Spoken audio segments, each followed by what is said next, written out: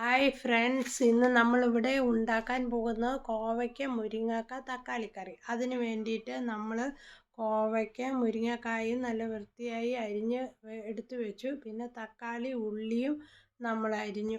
ഈ അരിഞ്ഞു വെച്ചിരിക്കുന്ന കഷ്ണങ്ങളെല്ലാം ഒരു കുക്കറിലിട്ട് നമ്മൾ വേവിച്ചു. കുക്കറിലിട്ട് വേവിക്കുന്നതിന് വേണ്ടിയിട്ട് നമ്മൾ 1 സ്പൂൺ ഉപ്പ്, 2 സ്പൂൺ മല്ലിപ്പൊടി, 1/4 സ്പൂൺ മഞ്ഞൾ, 1 സ്പൂൺ മുളക് പൊടി ഇട്ടു. എന്നിട്ട് നമ്മൾ ഒരു അര ഗ്ലാസ് വെള്ളം ഇതിനകത്തേക്ക് ഒഴിച്ച ശേഷം നമ്മൾ അരിഞ്ഞു വെച്ചിരിക്കുന്ന തക്കാളി ഇതിനകത്തേക്ക് കുക്കറിനകത്തേക്ക് ഇട്ടു. എന്നിട്ട് നമ്മൾ അടച്ചു വെച്ച് വേവിച്ചു. വെന്ത ശേഷം നമ്മൾ ഒരു മുറി തേങ്ങ അരച്ച് വെച്ചത് ഇതിനകത്തേക്ക് ചേർത്തു ഇളക്കി. ഒരു പാൻ അടുപ്പേ വെച്ച് വെളിച്ചെണ്ണ ഒഴിച്ച് ചൂടായപ്പോൾ കടുകിട്ട് ചെറിയുള്ളി ഉണക്കമുളകും ഇട്ട് വഴറ്റിയ ശേഷം ഈ കറിയിലേക്ക് ചേർത്ത്. അങ്ങനെ നമ്മുടെ ഈ കറി റെഡിയായി. ഇത് നിങ്ങൾക്ക് ഇഷ്ടപ്പെടുകയാണെങ്കിൽ, ഈ റെസിപ്പി നിങ്ങൾക്ക് ഇഷ്ടപ്പെട്ടാൽ ലൈക്ക് ചെയ്യാനും കമൻറ്റ് ചെയ്യാനും മറക്കരുത്.